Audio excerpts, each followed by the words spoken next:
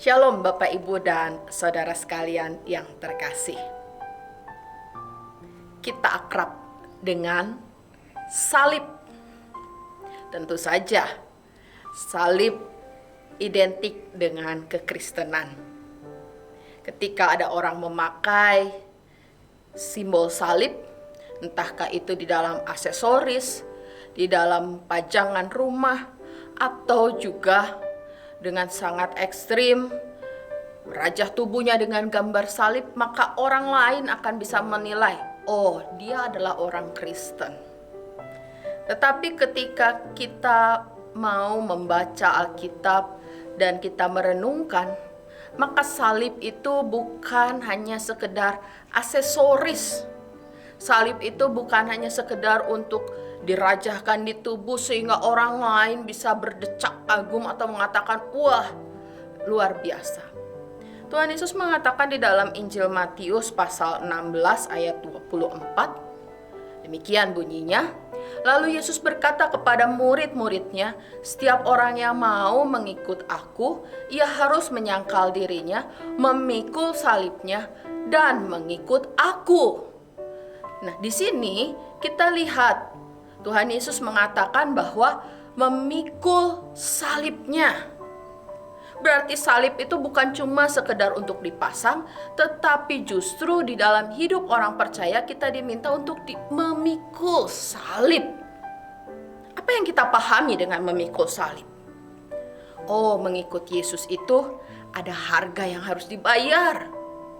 Pikul salib itu berarti bahwa kita bersedia menjalani kesulitan, pergumulan, karena kita menyandang identitas Kristen.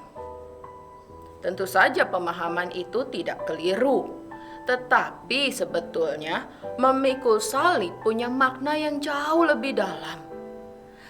Di lambang salib itulah, di salib yang Tuhan minta kita pikul itulah, kita senantiasa diingatkan tentang realita kasih, kuasa, dan karunia Allah, sehingga kita dapat menjalani setiap langkah kehidupan kita sebagai orang yang berkemenangan.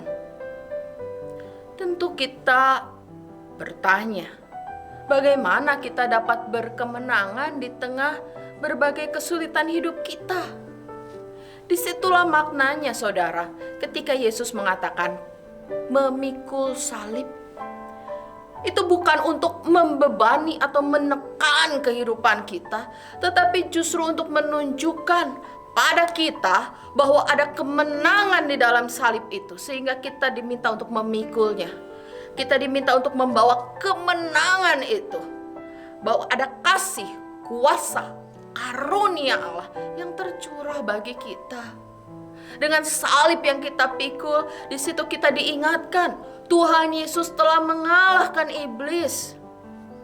Memang kalau kita lihat pada kondisi sekarang, iblis masih mencari-cari kesempatan untuk menjatuhkan, menjerat anak-anak Tuhan. Tetapi mesti kita ingat, sebagaimana firman Tuhan juga mengatakan, setiap kita yang percaya, anak-anaknya kita diberi kuasa. Oleh karena itu, iblis tidak punya kuasa. Kita punya kuasa karena salib Kristus. Dengan memikul salib, kita menunjukkan bahwa kita akan melawan iblis seperti Yesus telah melawannya, dan Yesus menang. Perlawanan yang Yesus berikan adalah perlawanan di dalam kasih yang benar dan besar, kasih yang rela berkorban untuk menyelamatkan manusia yang Ia kasihi.